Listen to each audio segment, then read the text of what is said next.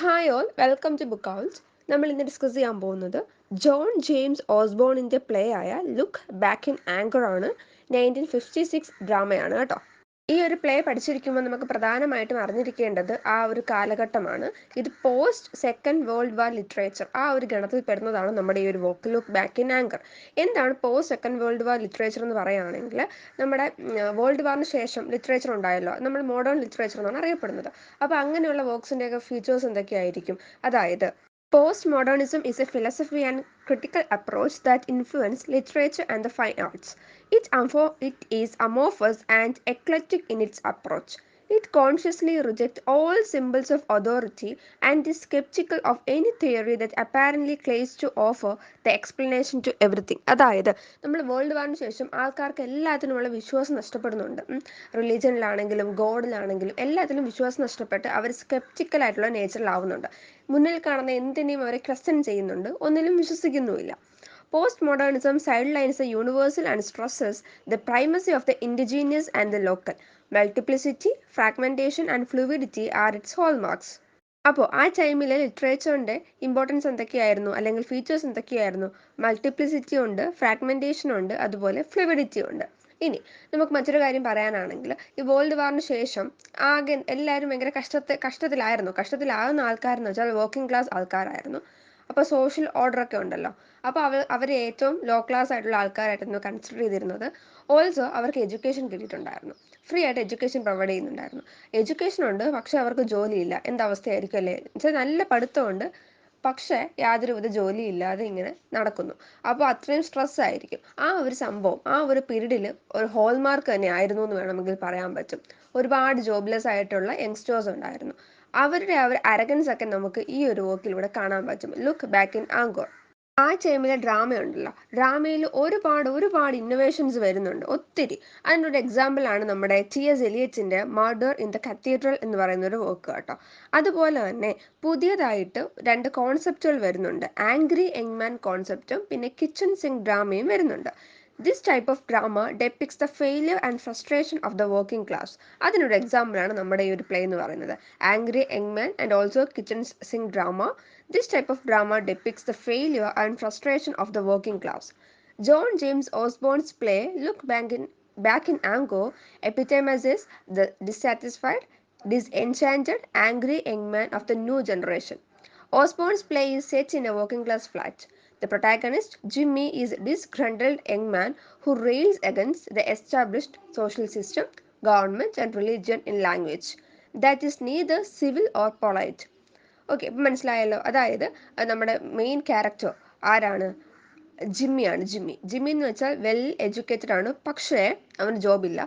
Also അവൻ ഈ ഒരു വ്യവസ്ഥാപിതമായിട്ടുള്ള സോഷ്യൽ സിസ്റ്റത്തിനെയും ഗവൺമെൻറ്റിനെയും റിലീജിയനെയും എല്ലാത്തിനെയും ക്വസ്റ്റ്യൻ ചെയ്യുകയും ദേഷ്യപ്പെടുകയും ഒക്കെ ചെയ്യുന്ന ഒരു വ്യക്തിയാണ് നമ്മുടെ മെയിൻ ക്യാരക്ടറായ ജിമ്മി.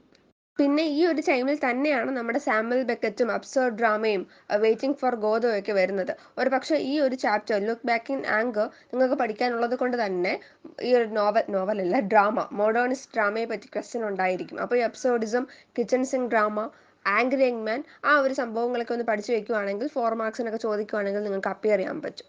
നമുക്കിനി ആംഗ്രി യങ് മാൻ എന്താന്ന് കൂടെ നോക്കിയിട്ട് നമ്മുടെ പ്ലേയിലേക്ക് പോകാം കേട്ടോ. The angry young man were a group of mostly working and middle class British playwrights and novelists who became prominent in 1950s.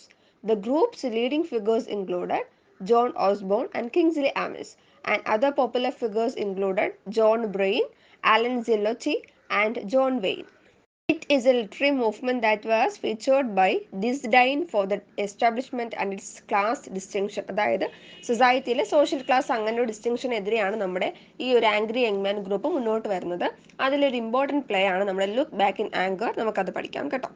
ഈ ഒരു ചാനൽ ഹെൽപ്ഫുൾ ആണെങ്കിൽ ഒന്ന് സബ്സ്ക്രൈബ് ചെയ്ത് സപ്പോർട്ട് ചെയ്യണം കേട്ടോ, പ്ലീസ്. ഇന്ന് നമുക്ക് ഈ പ്ലേയിലെ പ്രധാനപ്പെട്ട ക്യാരക്ടേഴ്സ് ആർക്കാന്ന് നോക്കാം. വളരെ കുറച്ച് ക്യാരക്ടേഴ്സ് മാത്രമേ ഉള്ളൂ. ജിമ്മി പോട്ടർ, അവനാണ് നമ്മുടെ പ്രൊട്ടാഗണിസ്റ്റ്. പിന്നെ അവൻ്റെ വൈഫായിട്ടുള്ള ആലിസൺ പോട്ടർ, പിന്നെ അവരുടെ ഫ്രണ്ട് ആയിട്ടുള്ള ക്ലിഫ് ലെവിസ്, ഹെലന ചാൾസ് കേട്ടോ. ഹെലന ചാൾസ് എന്ന് പറഞ്ഞാൽ ആലിസൺ പോട്ടറിൻ്റെ ഒരു ഫ്രണ്ടാണ്, ഒരു നടിയാണ് കേട്ടോ. ഇനി കേണൽ റെഡ്ഫോർഡ്, കേണൽ റെഡ്ഫോൺ. ഈ ഒരു കേണൽ റെഡ്ഫോൺ എന്ന് വെച്ചാൽ നമ്മുടെ അലിസൺ പോട്ടറിന്റെ അച്ഛനാണ്. ഇനി അലിസൺ പോട്ടർ എന്ന് വെച്ചാൽ വളരെ ഹൈ സ്റ്റാൻഡേർഡ് ആയിട്ടുള്ള, സ്റ്റാൻഡേർഡ് എന്നല്ല, ഹൈ സോഷ്യൽ ക്ലാസ്സിൽ ജീവിച്ചിരുന്ന ഒരു സ്ത്രീയാണ് അവർ. പക്ഷേ ജിമ്മി പോട്ടറിനെ കല്യാണം കഴിക്കുന്നുണ്ട്. വർക്കിംഗ് ക്ലാസ് ആണ് ജിമ്മി പോട്ടർ എന്ന് പറയുന്നത്. അവരുടെ അച്ഛൻ്റെയും അമ്മയുടെയും താല്പര്യം ഇല്ലാതെയാണ് അവർ മാരി ചെയ്യുന്നത്. ഓക്കെ. ഇനി അവർ ഒരു ഹൈ സോഷ്യൽ സ്റ്റാറ്റസ് ഉള്ള ആൾക്കാരായതുകൊണ്ട്, അങ്ങനെയുള്ള ആൾക്കാരായതുകൊണ്ട് അവർ ഭയങ്കര മിതമായിട്ട് സംസാരിക്കുള്ളൂ. ആംഗ്രിനെസ് ഒന്നും എക്സ്പ്രസ് ചെയ്യത്തില്ല, വഴക്കൊന്നും കൂടില്ല. അങ്ങനത്തെ ടൈപ്പ് ഓഫ് ആളാണ് നമ്മുടെ ആലിസൺ എന്ന് പറഞ്ഞാൽ. ജിമ്മി ആണെങ്കിൽ ജസ്റ്റ് ഓപ്പോസിറ്റ് ആണ്. പക്ഷെ അവനും ഇതുപോലെ എന്താണ് എക്സ്പെക്ട് ചെയ്യുന്നുണ്ട്, അവനോടൊന്ന് ആലിസൺ വഴക്കുണ്ടാക്കിയിരുന്നെങ്കിൽ, അങ്ങനെയൊക്കെ എക്സ്പ്രസ് ചെയ്യുന്നുണ്ട്. പക്ഷെ ആലിസൺ ഭയങ്കര ഇതായിട്ട് നിൽക്കുന്ന ഒരാളാണ്, ഭയങ്കര കൺസ്ട്രെയിൻഡ് ആയിട്ട് നിൽക്കുന്ന ഒരാളാണ്. ഇനി നമുക്ക് നമ്മുടെ പ്ലോട്ട് നോക്കാം കേട്ടോ. Look back in anger follows a young husband and wife Alison and Jimmy Porter as the attempt to navigate class conflict and deal with deteriorating marriage in 1950s England. Okay, അപ്പം നമുക്ക് ആ ഒരു 1950s ഇംഗ്ലണ്ടിലെ social ബാക്ക്ഗ്രൗണ്ടും കാണാൻ പറ്റും. Alison comes from a traditional upper class background and Jimmy comes from a working class background. Though he is highly educated, ജോലിയൊന്നുമില്ല. The couple lives with Cliff Lewis, an affable working class man and Jimmy's long time friend. അപ്പോൾ അവർ ഒരു കുഞ്ഞു ഫ്ലാറ്റിലാണ്. ആ ഫ്ലാറ്റിൽ അവരുടെ തന്നെ അവരുടെ front ആയിട്ടുള്ള, ആരുടെ ഫ്രണ്ടാണ്, ജിമ്മിയുടെ ഫ്രണ്ട് ആയിട്ടുള്ള ക്ലിഫ് ലെവിസ് ആണ്. ഇതേ അവസ്ഥയാണ്, നല്ല എഡ്യൂക്കേഷൻ ഉണ്ട്, ബട്ട് അതിനുള്ള ചേരുന്ന ജോലിയില്ല, ആ ഒരു അവസ്ഥയിൽ നിൽക്കുകയാണ്. ഇനി നമ്മുടെ ഈ ഒരു ഡ്രാമ ആരംഭിക്കുമ്പോൾ the scene opens on a Sunday morning in the apartment. Alison irons cloth while Cliff and Jimmy read the newspaper. Okay, അവരിങ്ങനെ പേപ്പർ വായിച്ചുകൊണ്ടിരിക്കുകയാണ്, വൈൽ ആലിസൺ ഇതുപോലെ ക്ലോത്ത് ഒക്കെ അയൺ ചെയ്യുകയാണ്. ഇനി 3 ആക്ട് പ്ലേ ആണ്, അത് ഞാൻ പറയാൻ മറന്നുപോയി. ഈ പ്ലേയിൽ ടോട്ടൽ 3 ആക്ടുകളുണ്ട്. The play's first act largely consist of Jimmy's accurate. അപ്പോൾ അവർ പ്ലേ തുടങ്ങുമ്പോൾ തന്നെ ജിമ്മിയുടെ സ്വഭാവം എന്ന് നമുക്ക് കൃത്യമായിട്ട് മനസ്സിലാവും. അതായത് അവൻ ഭയങ്കരമായിട്ട് ഈ ഒരു അപ്പോ ക്ലാസ് ആൾക്കാരോട് അവർക്ക് ഇഷ്ടമേ അല്ല. അവരെ കിടന്നങ്ങ് ചീത്ത വിളിക്കുക. ആലിസണും കിട്ടും, ആലിസന്റെ അച്ഛനെയും വിളിക്കും. ടോട്ടലി അവൻ ആ ഒരു സിസ്റ്റത്തിനോട് തന്നെ താല്പര്യമില്ല എന്ന് പറയാണ്. ഇനി അതുപോലെ തന്നെ അവന്റെ വൈഫിനെ അവന് ഒട്ടും ഇഷ്ടമല്ല, മീൻസ് എപ്പോഴും ഇങ്ങനെ വഴക്കുണ്ടാക്കും. അതിന്റെ കാര്യം എന്ന് വെച്ചാൽ വൈഫിന് എന്തൂസിയാസം കുറവാന്ന് പറഞ്ഞിട്ടാണ് കളിയാക്കുന്നത്, അല്ലെങ്കിൽ വഴക്ക് പറഞ്ഞത്. എന്താണ് ഈ ഒരു എന്തൂസിയാസം കൊണ്ട് ഉദ്ദേശിക്കുന്നത്? അതായത് ഇതുപോലെ അവൻ ഇങ്ങനെ കിടന്ന് ബഹളം വെക്കുമ്പോൾ അലിസൺ ഒറ്റ അക്ഷരം പോലും മറുപടി പറയത്തില്ല, അവളിങ്ങനെ മിണ്ടാതെ കേട്ടോണ്ടിരിക്കുകയുള്ളൂ. പക്ഷെ ജിമ്മിക്ക് ആവശ്യം എന്ന് വെച്ചാൽ തിരിച്ച് അവനോട് റെസ്പോണ്ട് ചെയ്യുന്ന കലിപ്പന്റെ കാന്താരി, എത്ര തന്നെ ഉള്ളൂ, റിയാക്ട് ചെയ്യുന്ന ഒരു വൈഫിനെയാണ്. പക്ഷെ അവളൊന്നും മിണ്ടത്തില്ല, ഭയങ്കര സൈലന്റ് ആയിട്ട് കൺസേർവ്ഡ് ആയിട്ട് അവൾ ഇങ്ങനെ തന്നെ റിമൈൻഡ് ചെയ്യും. അത് അവന് ഇഷ്ടമല്ല. സോ അവൻ അവളെ ഒരു എന്തൂസിയാസം കുറവുള്ള സ്ത്രീ അങ്ങനെയാണ് വിളിക്കുന്നത്. Jimmy thinks that suffering is the only way to experience. അതുപോലെ തന്നെ ജിമ്മിയുടെ ഒരു തോട്ടം എന്ന് വെച്ചാൽ നമ്മുടെ ഹ്യൂമൻ എക്സ്പീരിയൻസും അതുപോലെ ഹ്യൂമൻ ട്രൂ ഇമോഷനൊക്കെ നമ്മൾ എക്സ്പീരിയൻസ് ചെയ്യണമെങ്കിൽ സഫർ ചെയ്ത് തന്നെ പറ്റുള്ളൂ. അതുകൊണ്ട് തന്നെ അലിസൺ എവരുടെ അത്ര ജീവിക്കുന്നില്ല എന്നാണ് പറയുന്നത്. അത്രയും എലൈവ് അല്ല. കാരണം ജിമ്മിയൊക്കെ അത്രയും എലൈവ് ആണ്. ബിക്കോസ് എന്താണ്, അവരുടെ വർക്കിംഗ് ക്ലാസ് ആയതുകൊണ്ട് തന്നെ അവർ അത്രയും ഹ്യൂമൻ എക്സ്പീരിയൻസും സഫറിങ്സും ഒക്കെ കാണുന്നുണ്ട്. അതുകൊണ്ട് തന്നെ അവർ കുറച്ചും കൂടെ ലൈവ് ആണ്. മറ്റവൾ അത്ര അങ്ങോട്ട് എലൈവ് അല്ല എന്ന് പറയുന്നു. അതുപോലെ തന്നെ നമ്മുടെ ജിമ്മി ഒരു മെൻഷൻ വരെ ചെയ്യുന്നുണ്ട്, നിനക്ക് ഈ ഒരു സഫറിങ് മനസ്സിലാവണമെങ്കിൽ നീ ക്യാരി ചെയ്യുന്ന നിന്റെ കുഞ്ഞ് മരിച്ചു പോകണം, അങ്ങനെയാണെങ്കിൽ നിനക്ക് ആ ഒരു വിഷമം മനസ്സിലാവും എന്ന് വരെ, അത്രയ്ക്കൊരു ക്രിവലായിട്ടുള്ള ഒരു കമന്റ് വരെ അവൻ നടത്തുന്നുണ്ട്. He insults her family and complains that all women are out to destroy men.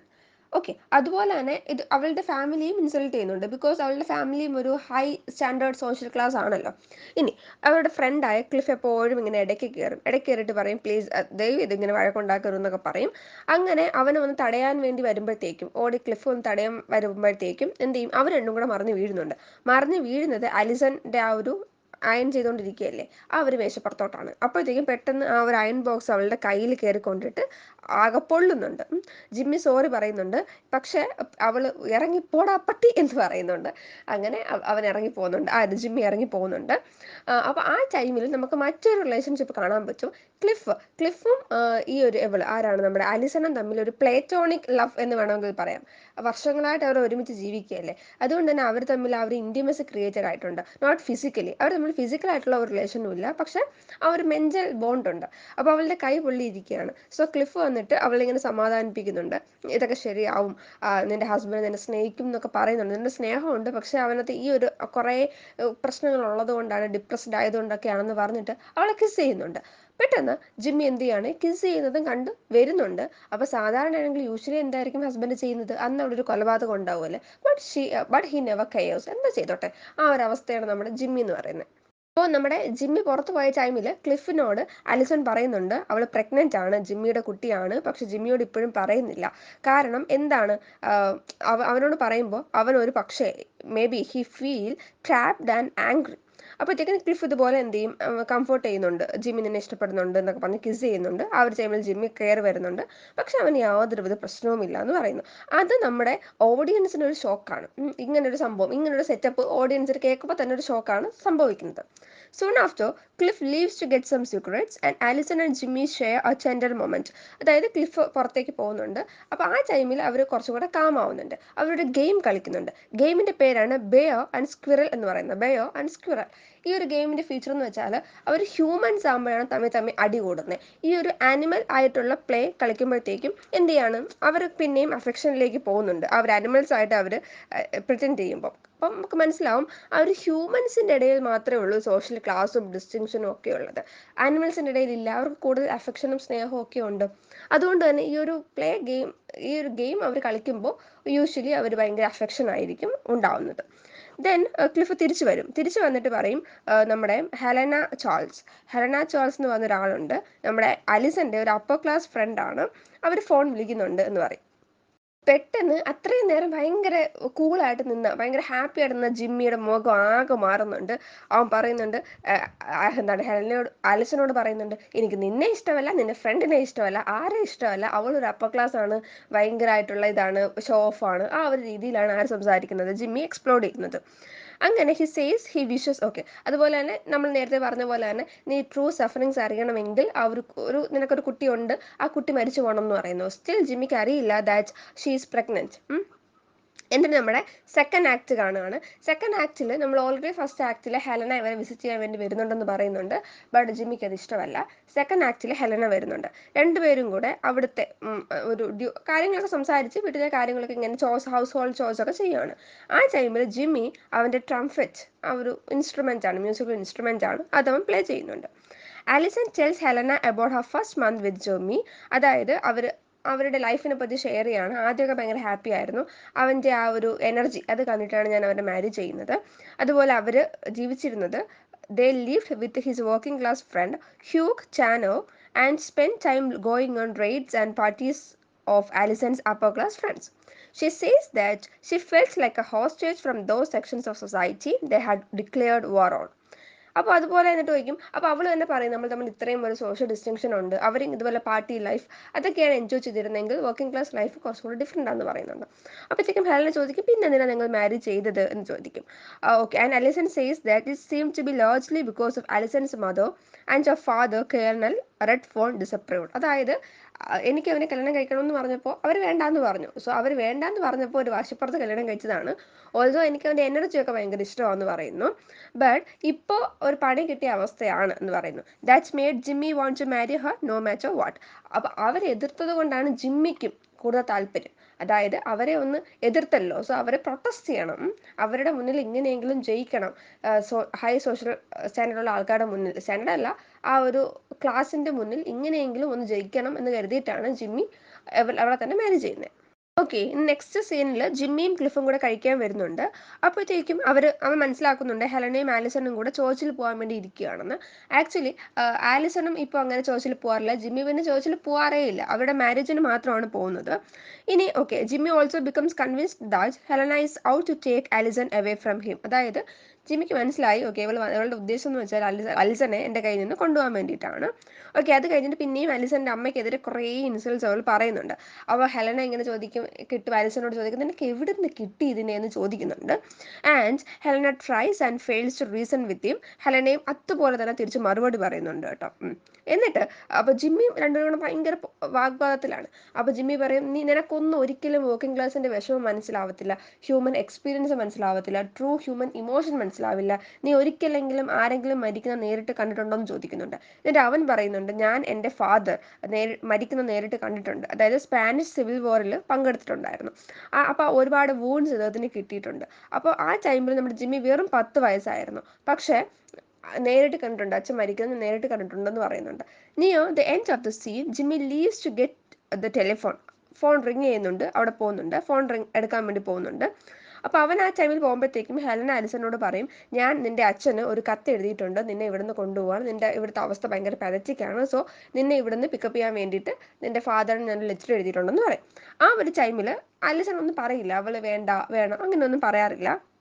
എന്നിട്ട് ഫോൺ എടുക്കാൻ പോയ ജിമ്മി തിരിച്ചു വന്നിട്ട് പറയും, അവർ മുന്നേ ജീവിച്ചിരുന്നവരാണല്ലോ ഹ്യൂഗിന്റെ അമ്മ എന്താണ് ഇതുപോലെ വയ്യാതെ കിടക്കുകയാണ്, ഹോസ്പിറ്റലിലാണ്, സോ ആലിസണും കൂടെ എന്നോട് വരണം, അവളെ മീറ്റ് ചെയ്യണമെന്ന് പറയും. പക്ഷെ എന്ത് ചെയ്യും, അവൾ പോകത്തില്ല, അവൾ പകരം ചേർച്ചിലേക്ക് പോവും. അപ്പോഴത്തേക്കും ജിമ്മി പറയുന്നത് കേൾക്കാതെ അവൾ ചേർച്ചിലേക്ക് പോകും. ആ ടൈമിൽ അവൾക്ക് ചേർച്ചിൽ പോകണം എന്നാണ് ഫീൽ ചെയ്തത്. പക്ഷെ ജിമ്മിക്ക് ഫീൽ ചെയ്തത് അവർ അത്രയും നാൾ ജീവിച്ചത് ഹ്യൂഗിന്റെ കൂടെ ആയിരുന്നല്ലോ കുറച്ച് മുന്നേ വരെ, സോ അവന്റെ അമ്മയ്ക്ക് വയ്യാതാകുമ്പോൾ അങ്ങോട്ട് പോകണം എന്നാണ്. പക്ഷെ അവൾ കേൾക്കില്ല, അവൾ ചേർച്ചിലേക്ക് പോകും. രണ്ടുപേരുടെ ഭാഗത്തും ശരിയുമുണ്ട് തെറ്റുമുണ്ട്. എന്നിട്ട് ആ ഒരു ടൈമിൽ ജിമ്മി അവിടെ സ്റ്റേജിൽ ഒറ്റയ്ക്കായിട്ട് നീങ്ങുന്നതുകൊണ്ടാണ് ആ ഒരു സംഭവം, ആ സീൻ അവസാനിക്കുന്നത്. അടുത്ത സീരിയലിൽ നമുക്ക് കാണാൻ പറ്റുന്നത് നമ്മുടെ റെഡ് ഫോൺ തിരിച്ചു വരികയാണ്. റെഡ് ഫോൺ അതായത് ആലിസന്റെ അച്ഛൻ വന്നിട്ട് അവളെ കൊണ്ടുപോകാൻ വേണ്ടി വരുന്നുണ്ട്. എന്നിട്ട് he reveals that he thinks he and Alison's mother reacted too strongly to her marriage with Jimmy and Jimmy might have been right to be angry with them. അപ്പോൾ അവർ തന്നെ മനസ്സിലാക്കുന്നുണ്ട്, നിങ്ങളുടെ ആ ഒരു കല്യാണത്തിന് ഞാൻ ഇത്രയും പ്രൊട്ടസ്റ്റ് ചെയ്തതുകൊണ്ടാണ് ജിമ്മിക്ക് എന്നോട് ഇത്രയും ദേഷ്യം എന്ന് എനിക്ക് മനസ്സിലായി എന്നൊക്കെ ഈ അച്ഛൻ പറയുന്നുണ്ട്. അങ്ങനെ ഈ പാവപ്പെട്ട മനസ്സിലാക്കിയിട്ട് പോലും ജിമ്മി സ്റ്റിൽ ഇയാളെ തന്നെ ഇൻസൾട്ട് ചെയ്യുന്നുണ്ട്, ഇയാളെയും അവരുടെ വൈഫിനെയും ഒക്കെ ഇൻസൾട്ട് ചെയ്യുന്നുണ്ട്. He says he thinks that Jimmy could be right that he, Redford, is a relic of an old version of England that has ceased to exist. അതായത് പഴയകാല പ്രതാപത്തിന്റെ ഒരു സിമ്പിളാണ് നമ്മുടെ റെഡ്ഫോൺ സ്വയം തിരിച്ചറിയുന്നുണ്ട്. അതുകൊണ്ടാണ് ഞാൻ നിങ്ങളുടെ വിവാഹം വേണ്ടാന്ന് പറഞ്ഞത്, അതാണ് ജിമ്മിക്കതിനുള്ള ദേഷ്യത്തിന്റെ കാരണം എന്ന് പറയുന്നു. അതിന് അവനെ കുറ്റം പറയാനും പറ്റില്ല എന്ന് പറയുന്നു.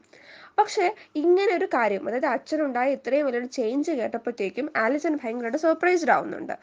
എന്നിട്ട് അവർ പാക്കിംഗ് ഒക്കെ ഫിനിഷ് ചെയ്തിട്ട് അവൾ പോകാൻ വേണ്ടി തീരുമാനിക്കുന്നു. അറ്റ് ദ സെയിം ടൈം ജിമ്മിയോട് പറയുന്നില്ല അവൾ ഇവിടുന്ന് ലീവ് ചെയ്യാണെന്ന്. അപ്പോഴത്തേക്കും ഹെലന വരുന്നുണ്ട്, ആലിസൺ പോകാൻ വേണ്ടി തീരുമാനിച്ചു. അതിനുശേഷം ക്ലിഫിനോട് ഗുഡ് ബൈ പറയുന്നുണ്ട്.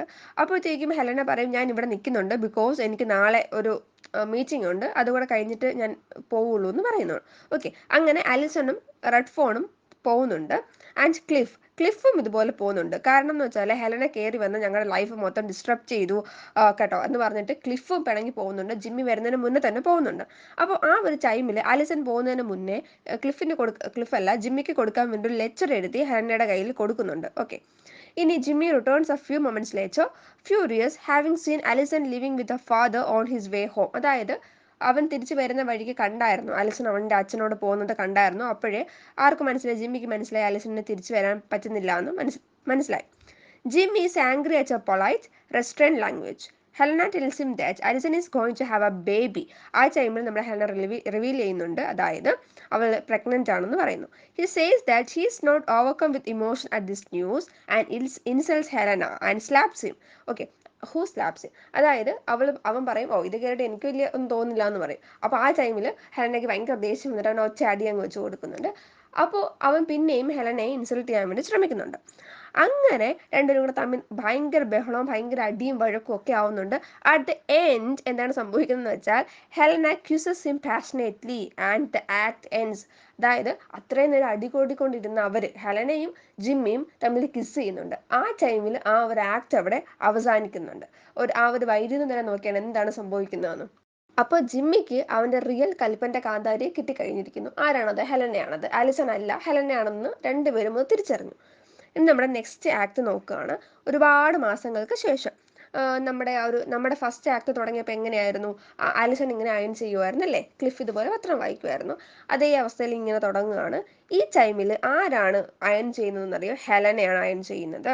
അതുപോലെ ജിമ്മിയും ക്ലിഫും ന്യൂസ് പേപ്പർ ആർട്ടിക്കിൾസ് ഡിസ്കസ് ചെയ്യാണ്. അവരുടെ ആ ഒരു റഫ് ഹൗസ് ഇങ്ങനെ കാണിക്കുകയാണ്. അതുപോലെ ക്ലിഫിന്റെ ലൈഫ് പിന്നെയും ഭയങ്കര ദുരിതമായിട്ട് പോയിക്കൊണ്ടിരിക്കുകയാണ്. ഒരു വർക്കിംഗ് ക്ലാസ് ആണല്ലോ ക്ലിഫ്, സോ അതിങ്ങനെ കാണിക്കുകയാണ്. അവൻ എവിടെയോ പോകാൻ വേണ്ടി നിൽക്കുകയാണ്. Jimmy wonders why he always chooses women over male friendship even though he values Cliff's company more highly than he values Helena's. എന്നിട്ട് ജിമ്മി ഇങ്ങനെ ചോദിക്കുന്നുണ്ട്, എപ്പോഴും നിനക്ക് എന്താ ഈ പെമ്പിള്ളേർ തന്നെ കൂട്ട്, നീ മെയിൽ ഫ്രണ്ട്ഷിപ്പിനൊരു വില കൊടുക്കാത്ത എന്താ? അപ്പം നമുക്ക് മനസ്സിലാവും ഹെലനയുടെ ഒരു അറ്റാച്ച്മെന്റ് ക്രിയേറ്റ് ചെയ്തിട്ടുണ്ട്. ഇനി Helena comes back with the shot. Okay, അപ്പോൾ അത് അവരിങ്ങനെ പുറത്ത് പോകാൻ വേണ്ടി നിൽക്കുകയാണല്ലോ. അപ്പോൾ ഹെലന ഷോട്ട് കൊണ്ട് കൊടുക്കുന്നുണ്ട്. അങ്ങനെ ക്ലിഫ് അത് ഉണക്കിയിട്ട് അവൻ്റെ റൂമിൽ കൊണ്ടുപോയി ഉണക്കാൻ വേണ്ടി കൊണ്ടുപോകുന്നു. Helena tells Jimmy that she loves him and he ask her respectly to never leave him. അത് ഹെലന പറയുന്നുണ്ട്, ഐ ലവ് യു എന്നൊക്കെ പറയുന്നുണ്ട്. അപ്പോഴത്തേക്കും ജിമ്മി പറയും നീ എന്നെ വിട്ട് പോരുന്നൊക്കെ പറയും. അങ്ങനെ ഓക്കെ. ആ ടൈമിൽ പെട്ടെന്ന് ഡോറ് റിങ് ചെയ്യുന്നുണ്ട്, ബെല്ല്. ആരാന്നറിയാൻ വേണ്ടി പോയി നോക്കുമ്പോഴത്തേക്കും അത് ആലിസൺ ആണ്. അവളുടെ അവസ്ഥ ഭയങ്കര പരിതാപകരമാണ്, ഭയങ്കരമായിട്ട് വീക്കായിപ്പോയി, സിക്കാണ്. അങ്ങനെ ഭയങ്കര കഷ്ടത്തിലൊരു ആലിസൺ നിൽക്കുകയാണ്.